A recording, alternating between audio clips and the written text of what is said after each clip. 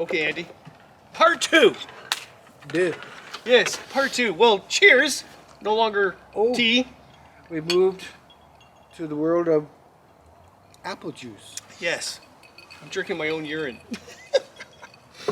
All right, I'm going to throw a whole pile at you because we got lots of questions about gear. So Okay, I'll try and be fast. All right.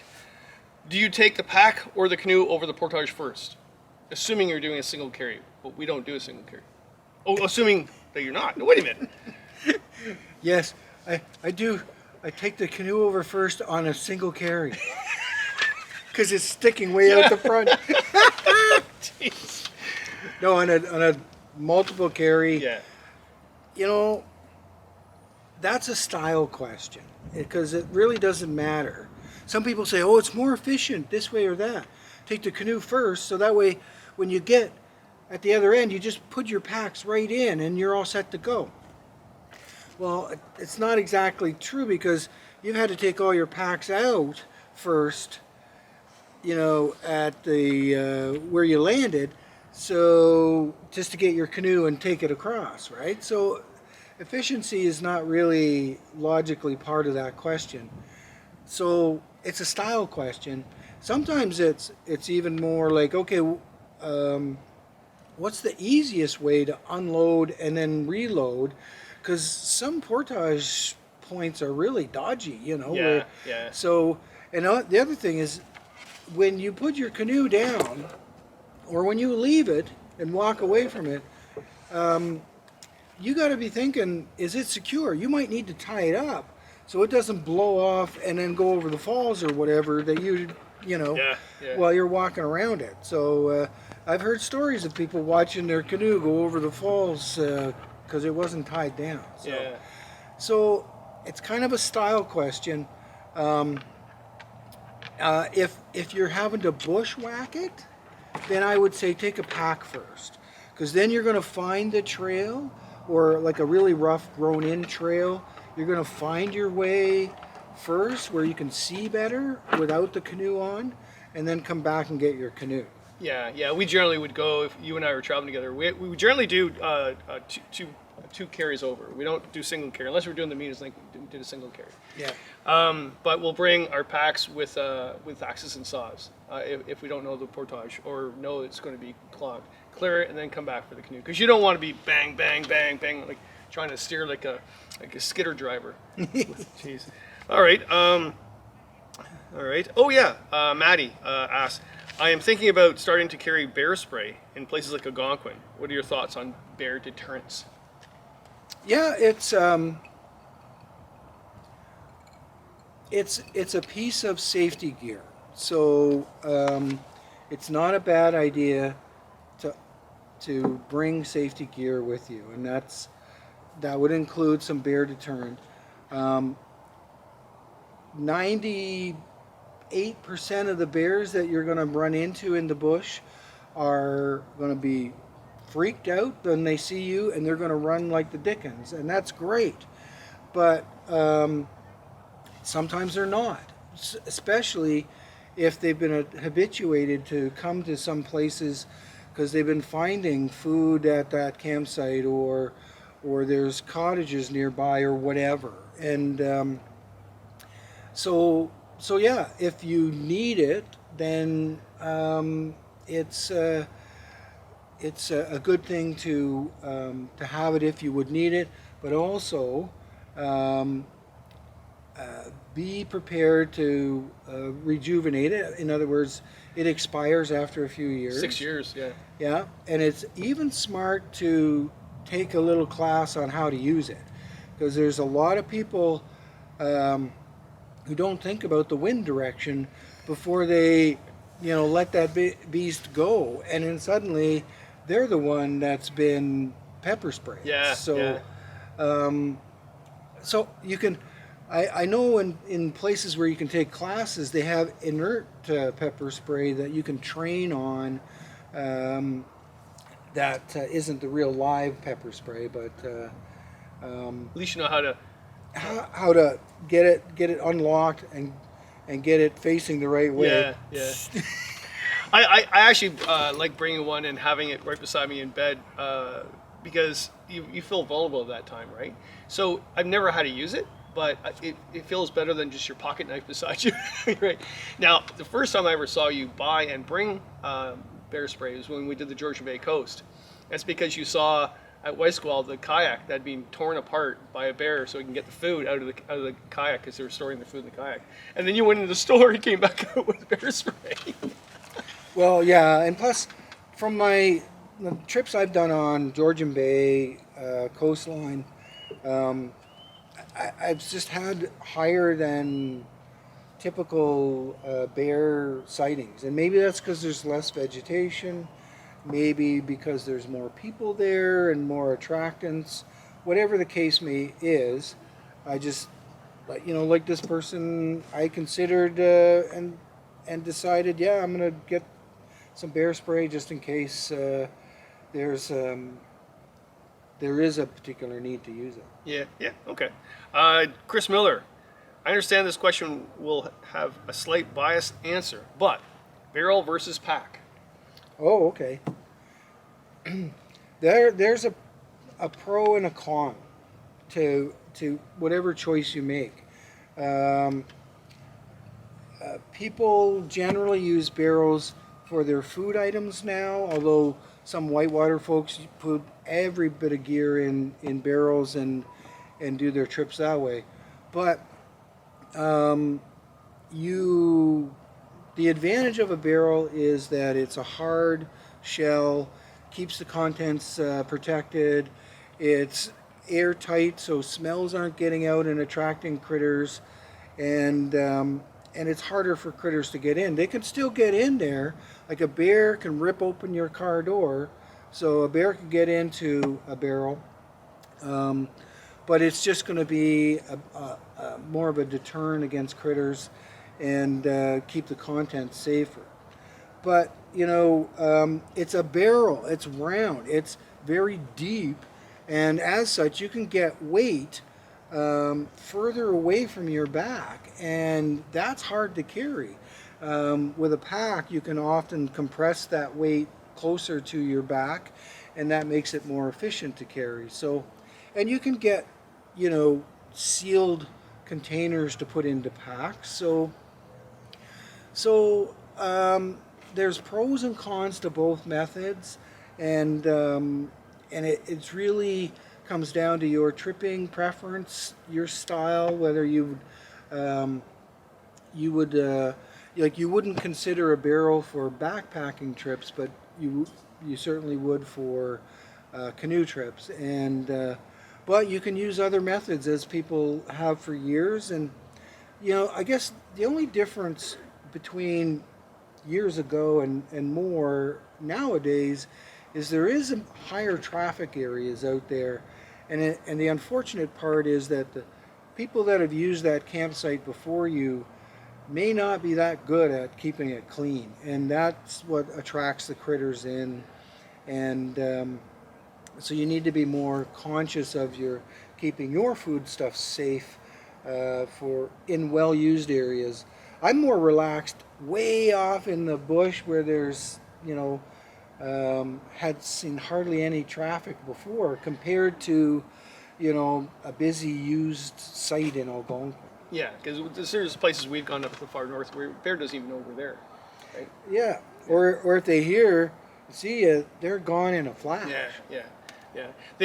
What we generally use, and what I would use as well on my own, is I use a barrel for food and kitchen equipment, and then I use a canoe pack, like the Happy Camper canoe pack from Recreational Barrel Works. And so I use that for all my other things with a waterproof liner inside. Yeah. Right. So everything's waterproof there with my gear, my sleep bag, tents, whatever, and then food in there, or actually the smaller one when I do solo trips. Yeah. Yep. All right. Same here. Why is that a bias question? It's because he's the owner of Recreational Barrel Works. Yeah.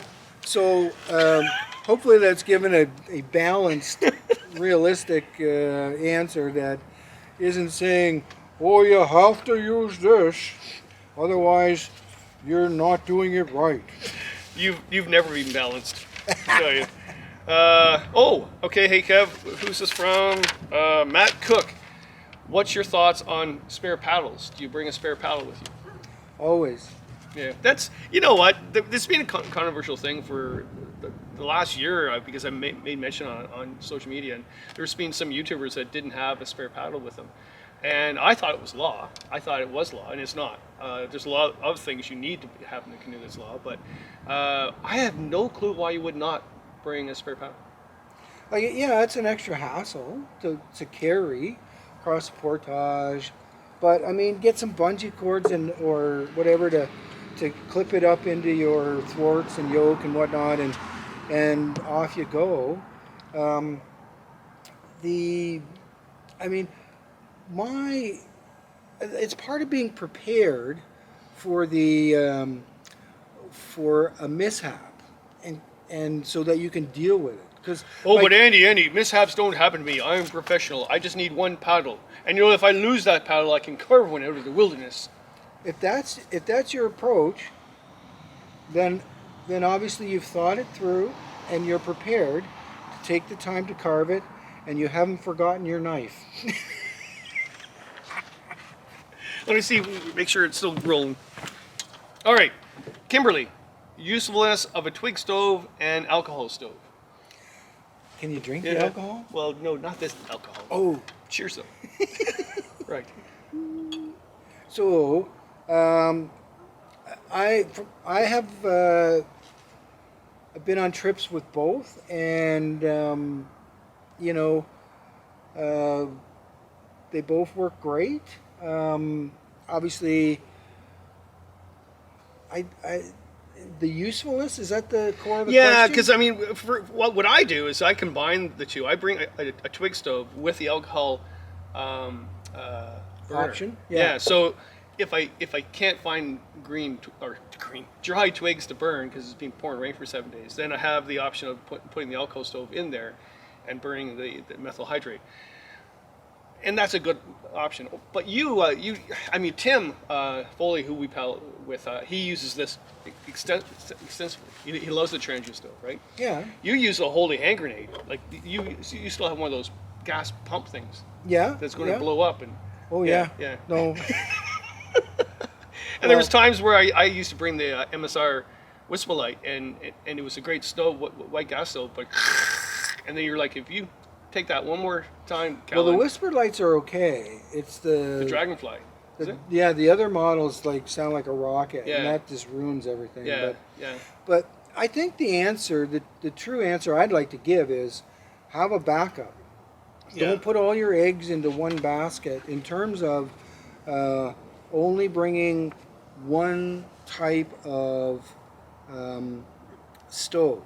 You know, so now if you're only going for 1 night, 2 nights, then your risk is reduced. Like, you can get by without having something to heat if your stove fails. But I always bring 2 stoves, and they may be the same type of stove, or they may be different types of stove, but you got a backup. And that's, you know, assuming your group is big enough to manage that, that's your safest bet. Yeah, when we go out in groups, we have a equipment list, and for example, I will bring a backup jump oil stove in case something happens, or we bring a camp grill, because there's your stove right there. Right? You don't need a stove, you use the fire, right? Plus, you bring in some stuff, some fire starter to really help you, even if the weather's really nasty, to cheat starting that fire. Basically, because I'm not proud. I'd rather have heat and food in nasty weather than, you know, be trying to whittle something out of nothing and get a fire, you know, like that. I'd rather take some shortcuts for my health. Right. All right. Chris Babbitt. I am going on my first canoe trip with my family on the Barron Lake Circuit in June. Questions. What is the right cooking stove? Which way to answer that? Kitchen kit to bring for 4 to 6 people. So what's your kitchen outfit? Okay, well, in my kitchen utensil bag, You have a utensil bag. somewhere, but you need cutlery, knife, fork, spoon, for as many people are in the group. You may want a couple of extras in case something. Bowls versus plates. Depends on how much porridge you're going to make. Really, I mean, if you're having food that needs a bowl, well, then go to a bowl if you're choosing between. But otherwise, I bring both. You know, I've got plates for all and bowls for all. So. I always bring two pot grippers because you're going to lose one. Yeah. Right. Well, yeah. A flipper. You know, look at your menu, and like if you brought stuff that needs a pancake flipper, or, but often tongs. The small little set of tongs are quite handy for doing your camp cooking, whether that's turning something over, like the fish I cook for you, or yes, all the delicious fish he catches. We also have everybody bring their own cup. Yeah. Yeah, so everybody is responsible for their cup because it's a personal thing. Yeah, right? yeah. You know, bring the cup you want, and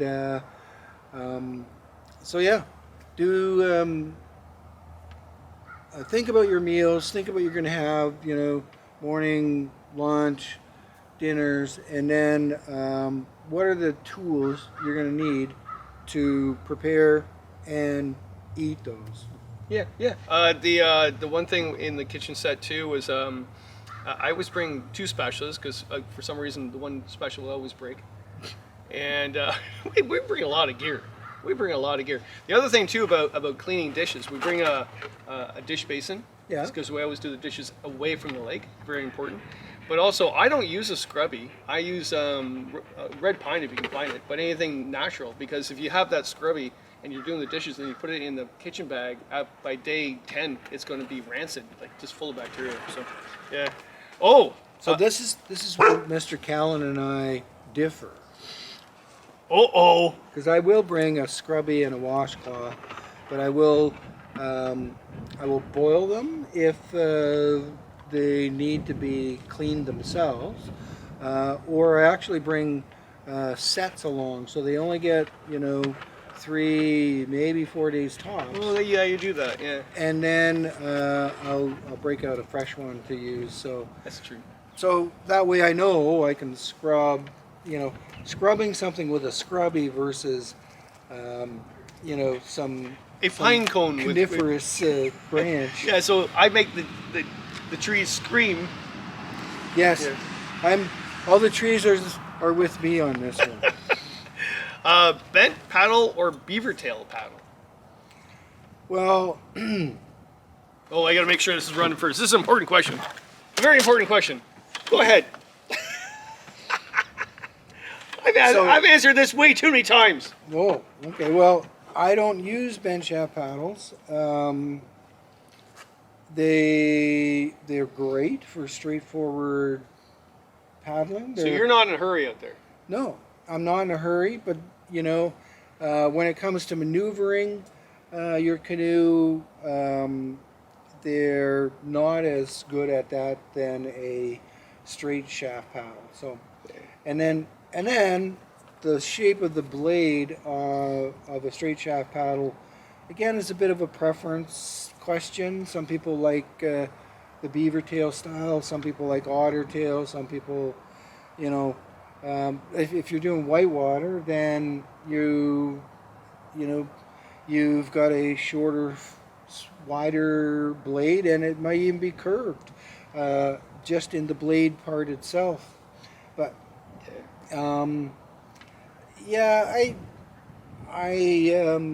whatever you're comfortable doing. If you're doing moving water, bent shafts aren't typically part of that. If you're doing lots of maneuvers, like I said, Yeah. bend shafts. I think it's a canoe cultural thing. I find wherever you're paddling, like if you go to the Boundary Waters of Quetico, a lot of bend shaft because lots of water, less portaging. Yeah. In Algonquin, more finessing through creeks and stuff like that, you rarely see a bend shaft. You might see the bow person with one, but the stern always has a straight shaft, beaver tail or otter tail. I just think that wherever you paddle, if you go to Maine, you use a pole to go up the rapids, right? So There you go. yeah. It's weird. There's bugs. There's insects around. This is the first day of. Yes, that's good news for our bird friends who are like, I'm hungry. All right. When is it okay to use a kayak paddle when canoeing? Well, when you're kayaking.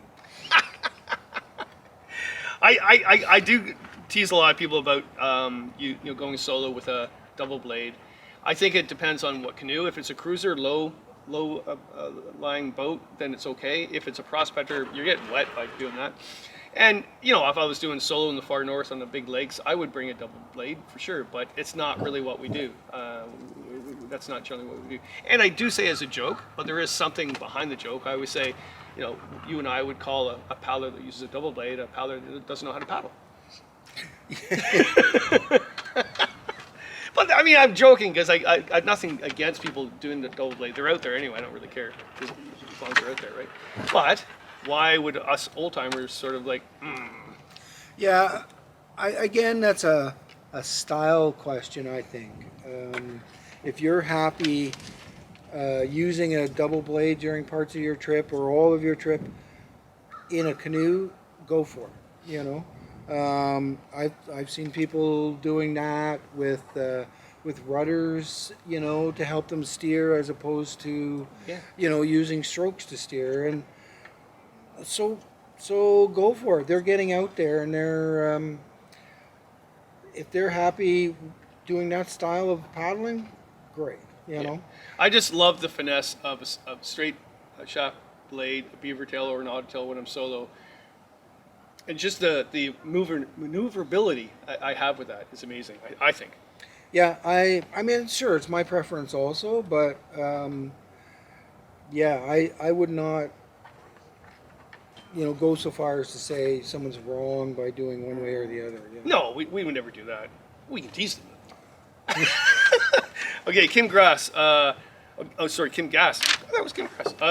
Kim. Anyway, Kim. I know Kim. Are islands safer protection from bears? So, are you safer to camp on an island for bears? No.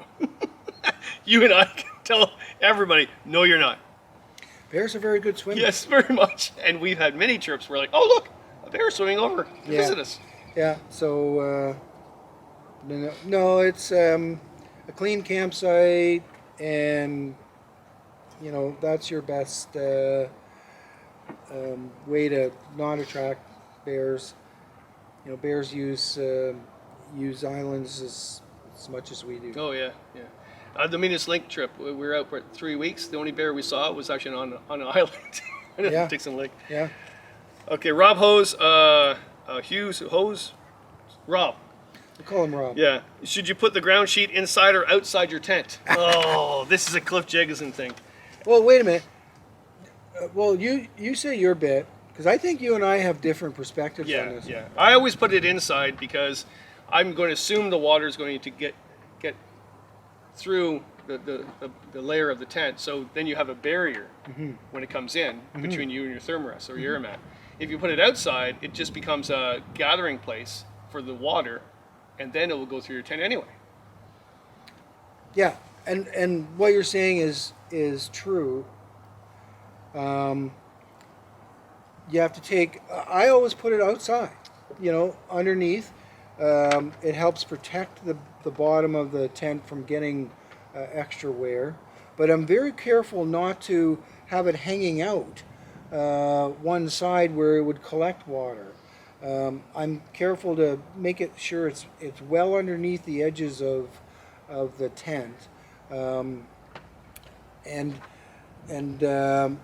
What I find is when you put it inside the tent, it usually gets, as you're setting up your tent, it gets moved around and never does really, become ground sheet inside your tent. It's squished up to one side or the other, so it's not really doing that job like you want it to when you put it inside. So my choice has been to put it outside, and I check my tent regularly and have to either seam seal it or coat the fabric if it's not doing a waterproof job. Or just bring both. Yes. And then put it in your pack. Yes. Yeah. Yes. More weight. He's brilliant. Do both. All right, Pam, best mosquito repellent. What doesn't sweat off? I use Ben's because it's water based, not alcohol based, and because I prefer that. I don't like that smell of bug dope. Mind you, you don't use a lot of bug dope. Yeah, I know. You just deal with it. Yeah, I didn't know how to take this. One of my old co-workers brought me some bug spray from New Zealand, and I think that could melt its way through anything. It was industrial strength, but maybe my aftershave needed a little improvement, perhaps. I think it's a mental fortitude, though. I mean, deal with it. We've used bug nets at camp, or bug tents, whatever. Yeah. We've used bug jackets, not a lot though. I mean, and we've been some nasty bugs. And it gets really bad in the portage. We'll spray some repellent on our bandanas, whatever. Mm-hmm. But we usually don't coat ourselves up. We just, after a while, just like, oh yeah, whatever. It is what it is. So I would say try and figure out what works for you, because certainly I've seen bugs, they gravitate to some people more than others. Yeah. It's called a frenzy, because they're attracted to you by your carbon emissions, right? So if I'm like, Andy, I can't stand it anymore. I can't stand it, and you're like, because I've become the fly pie. Yeah. They're all coming to me and not to you. Yeah. Right? Yeah. Because you're putting off more. Your activity of swatting them has put off more of the attractants for them. Yeah. They're like, Scooby Snack Central. Well, I often make it a habit of just slowly moving up and wiping off the bugs that are on me, as opposed to like quickly trying to smack them, just to keep my panic levels down, and you're throwing off less sweat and stuff like that. Check. Wait a minute. Now I've got a question for you that's not in here. Oh, come on! Talk about. That's why I put a little arrow from my drink over to his. I just spilled my whiskey. Well then. You know what? I should have drank that whiskey because whatever. Oh! would have been Look, wasps are back. Oh, sorry. Now they're all going to come out. Oh. All right. Anyway, what's the worst for you to deal with? Black flies, mosquitoes, deer flies, or ticks?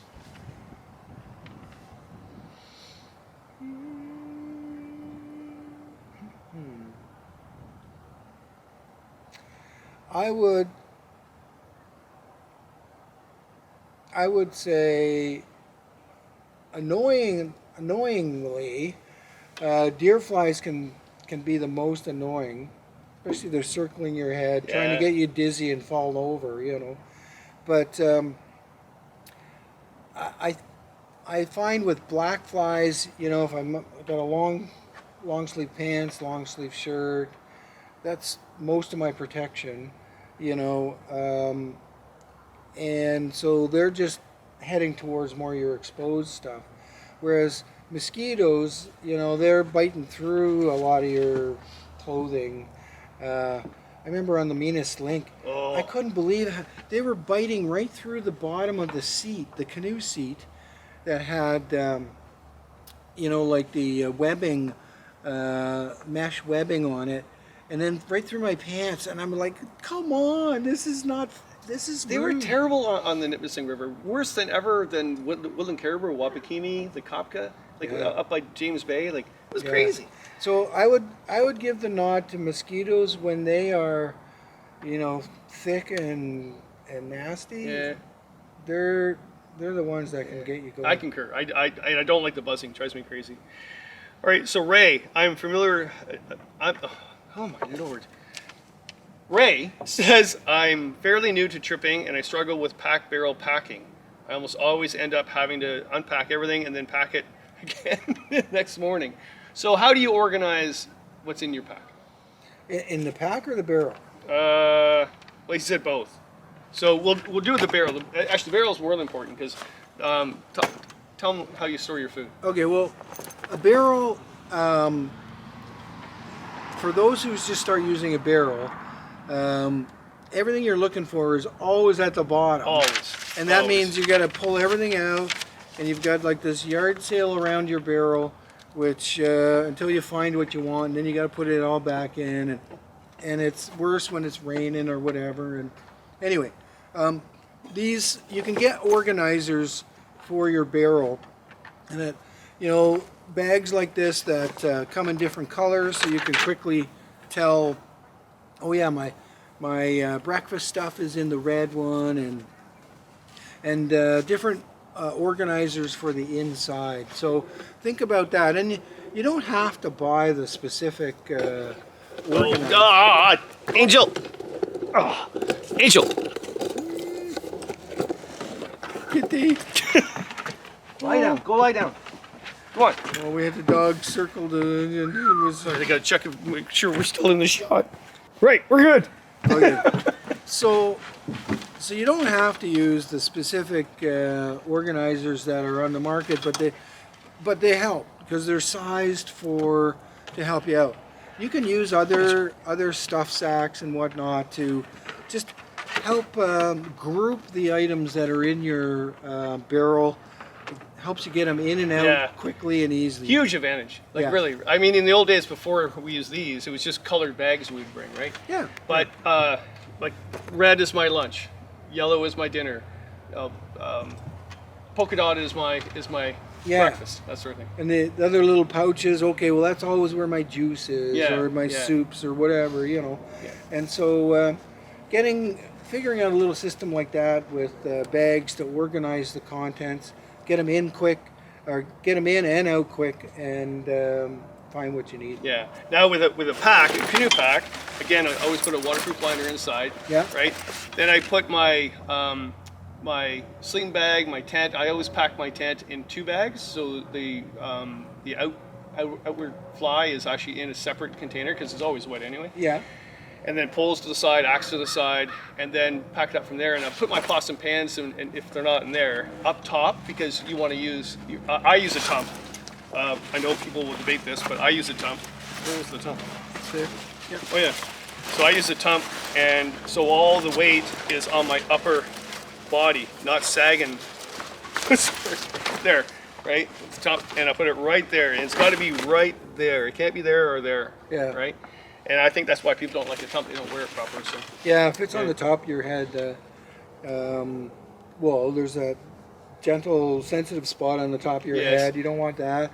You could be wearing a baseball hat. Oh, no way. Yeah, as soon as I get a hat, I take that thing off. So yeah, But hopefully, what might help is that you get used to putting the same things in the same spot in your pack.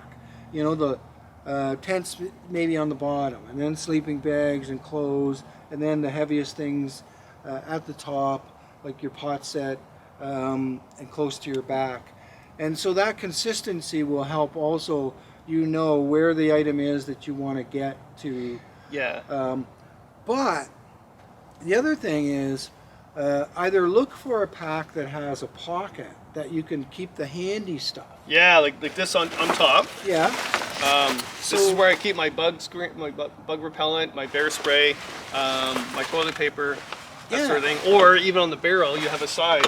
Side pouch. Is there on there? Yeah. Yeah. This one's a large one, but that one's got the smaller one.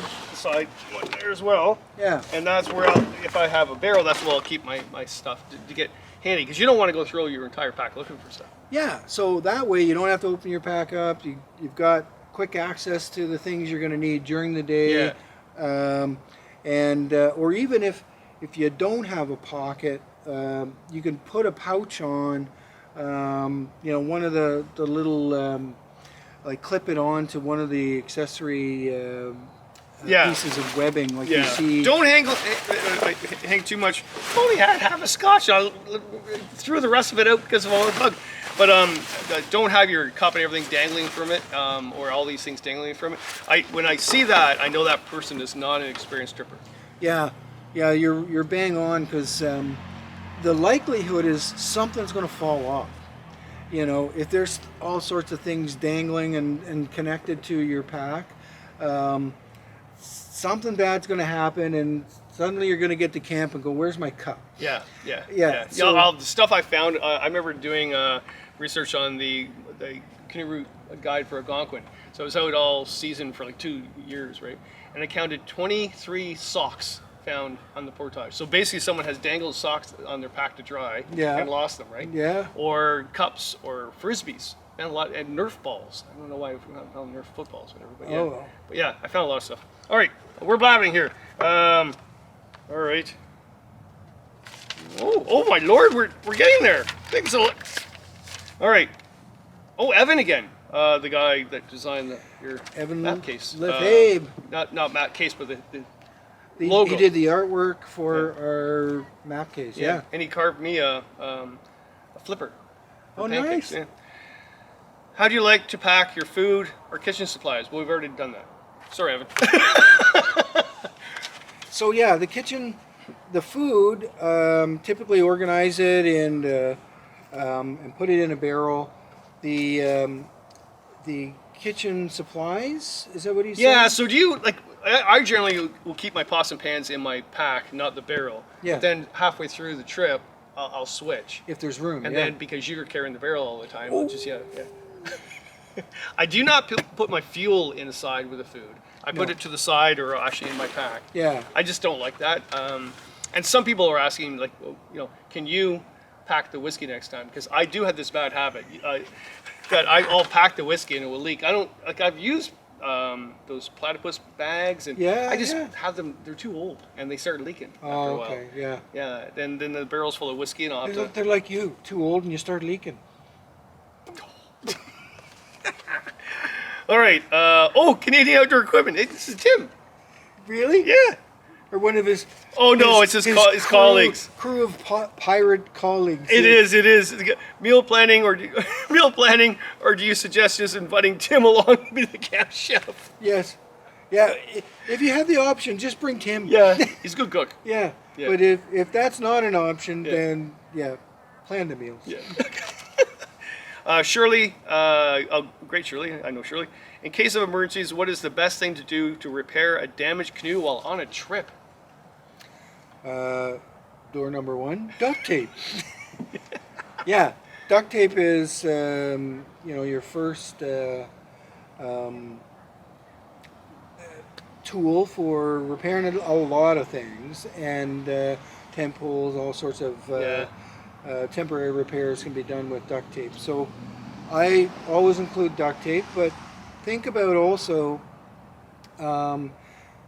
the type of canoe you have, and whether you want to bring their specific epoxies and putties and repair gear that you can get for canoes that can work either on a specific type of canoe or a variety. So when you're thinking about stuff to bring in your repair kit, that's something to consider. Yeah, your repair kit is amazing, and you have those twist ties, those or zip ties. Yeah, like cable ties. Yeah.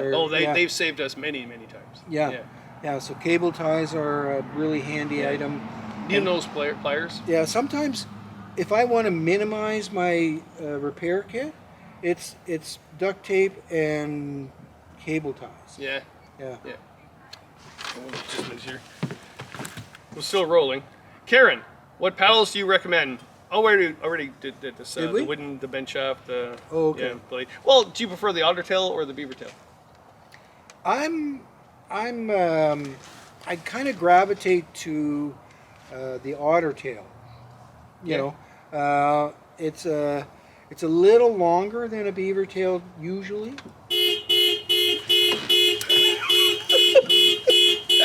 That's me. Do I run? What do I do? What made that happen? Oh, your pants made that happen. You just pocket dialed your car. I did. Did I tell you I pocket dialed when I was presenting a couple weeks ago at a big crowd at the backcountry symposium? Whatever happened, the phone in my pocket, I pocket dialed a bunch of people. So I sent a picture of a caterpillar to Frank Wolf, and he goes, "Thank you," and I went, "I didn't say that." And I sent whatever language. Arabic or Arabic something? language to Sean Rowley, and also to Dennis. Sean would understand. And he did. He goes, "Oh, thank you very much." And then I couldn't figure out how to take that off my phone again, like how to change it back to English. And then I took a picture of inside of my pocket to Christine. Oh, dear. So Is there a hole in your pocket? it was a whole. Don't answer No, that. no. I want to say what I want to say, but I'm not going to say it. But that was my first, picture. Oh. And yeah, so she said, "Don't ever do that again." All right, we got to move on here. So yes, I actually prefer the otter tail too. The idea of the beaver tail otter tail, just so to explain everybody, is that so if you have a wide blade paddle, it's pushing a lot of surface water. So if we're in the whitewater, you want that. You want to go there quick, right? But if you're paddling all day, you don't want to push that surface water all day. So you want to push it down below the surface. This is what an otter tail or beaver tail would do. It's pushing the same amount of water, but below the surface, so less friction. That's why I like it. Well, I prefer the otter tail. But actually, when I'm doing the ends of the J stroke, that lower part of the paddle stays in the water longer as I'm doing that, finishing the J stroke. So you I get more steering out of Yeah, it. yeah, that's good. All right. Oh, we're at the last part. Some good silly stuff to end the show. Well, Okay. then there was someone I saw earlier who wrote in a question about what kind of should you use ballast when you're making love in a canoe. That was Hat Wilson. Yes, that was Hat Wilson. What does he know about paddling?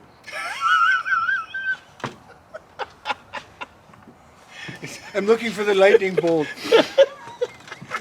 Sorry. No, but if that's his question was, should you put ballast in the canoe when you're making love? And I'm thinking, well, I've heard when you're running a rapid perfectly, just the way you want to, you're catching the eddies and you're ferrying and then you're making it down exactly the way you want to go down the rapid is like making love and is expressed as making love in a canoe. I think that's what Hat was talking about. That's what he Yes, was talking about. That's exactly what he was talking about. And so to answer your question, Hap, I would suggest airbags in the front and back of the canoe when you're doing that. Always be safe out there. Be safe. Always be safe. Get Lost with Jay says, I sometimes tend to annoy my canoe partner by video recording our trips. So Kevin, do you ever annoy your trip partner by videotaping the trip? No. Well, actually, yeah, you need to talk about that ahead of time. Like, do you want? Are you cool with being in videotaping? Because, Kevin does a lot of videotaping out there. He helps spread the joy of paddling. Oh, don't disagree with me.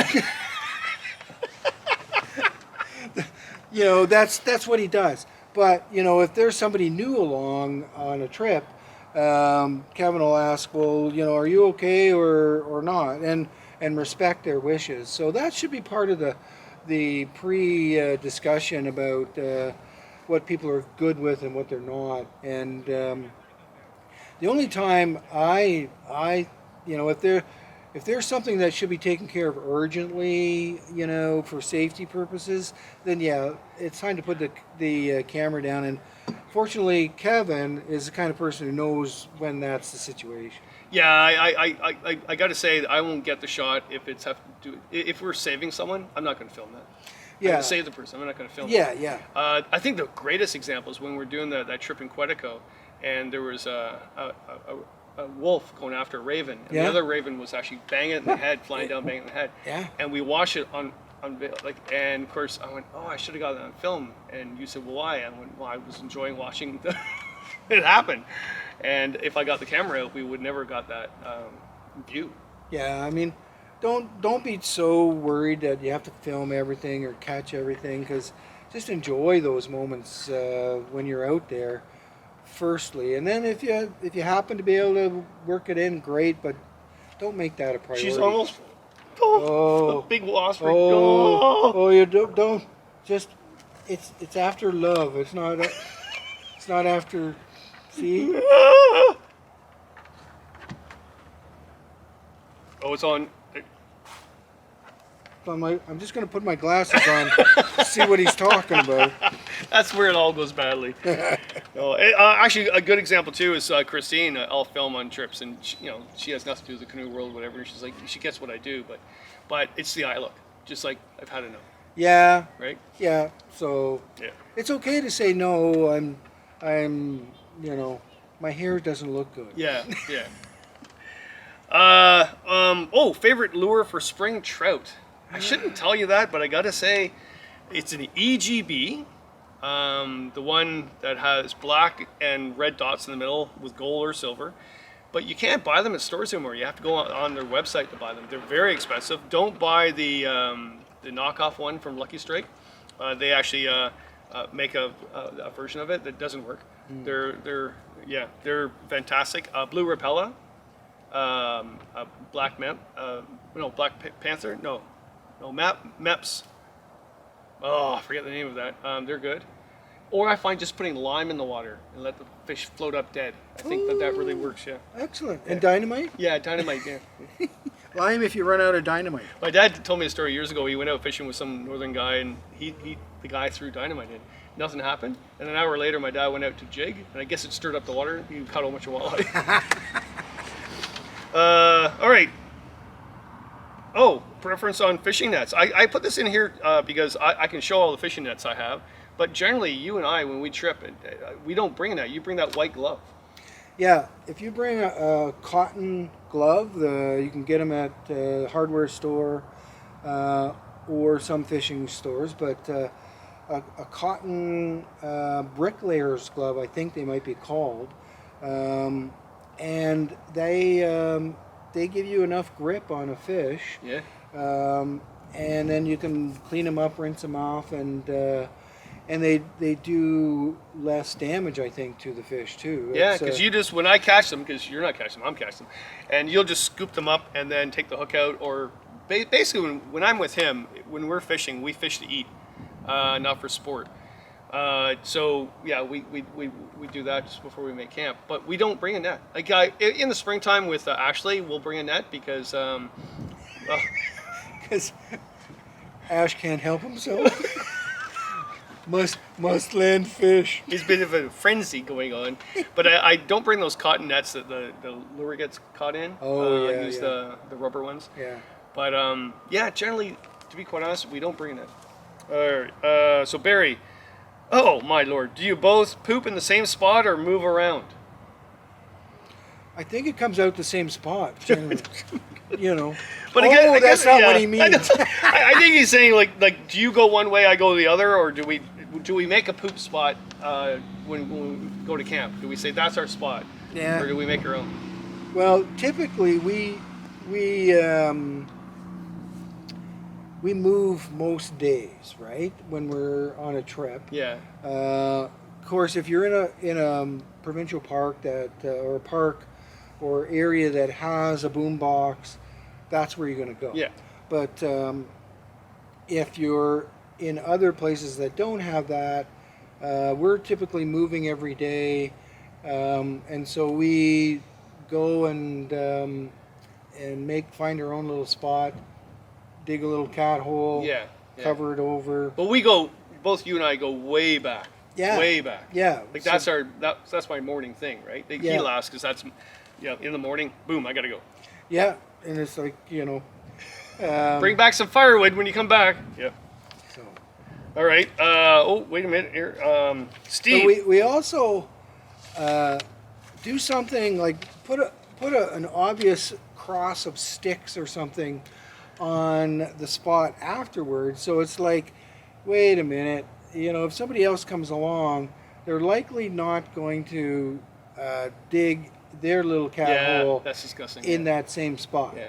They're going to go, wait a minute, I figured that out. And they're Yeah. going to go a little different. And we don't dig too deep, because if it's too deep, then it won't decompose quickly. It's got to be the topsoil, but also it's not too shallow that actually it's just a toilet paper flower Yeah. idea, right? Yeah.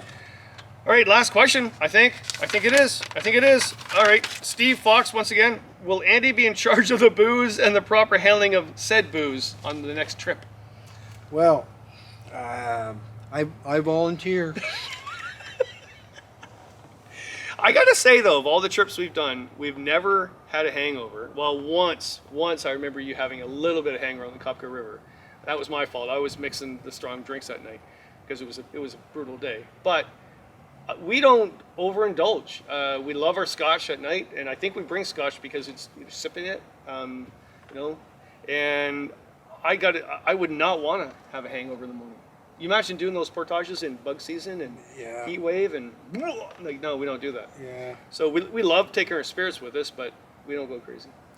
Yeah. So, yeah, it's. I often find you got to watch yourself more on the first night. Yeah. You're kind of tempted to we're free. have an extra drink on that first night, and so that's you got to watch it then. You seem to fall into the pattern of behaving yourself better after that first night. Yeah, and we drink lots of water during the day. Like the older you get too, I find the more cramped up you get. Yeah, like getting leg cramps at night or whatnot. Yeah. So generally though, we'll bring some scotch. You'll bring some wine to have for dinner in a group, and then we'll have a bit of scotch at night. And yeah. So you can mix it up with rum or vodka, and we do that. And some fruit juices. Yeah, we do that. Typically, as an option, like mix fruit juices in or lemonade or something, and We'll always bring a fresh lime and a fresh lemon for the fish and a lime for the drinks. Yeah. So, but just everything in moderation. Yeah. Well, that's it. That's a lot of questions. We have enough footage. I don't even know if the camera's still on. So that's part 2 of our canoe trip planning chit chat. Lots of good questions, though. Thanks to everybody who, and thanks to you for putting this together and having a little chance to enjoy the sun. I know it was one of those things where this was the time of year. Like, we're all excited. We got the maps out. We got we're changing my gear today. If you saw, like, all my winter gear is going away and changing all that up, and can't wait to get out.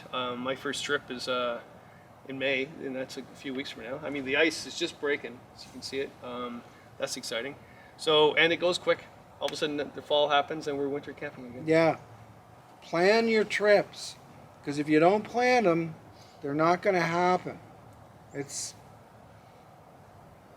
right. See, he's older and wiser. Clouds. Get off my lawn. Thank you very much. And send. I got. What the heck? See?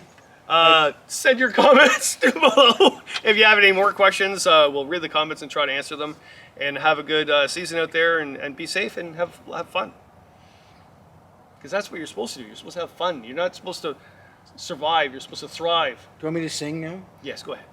Enjoy yourself. It's later than you think. Make mental note. Get a new tripping partner. Oh, look, there's another wasp. Oh, run away!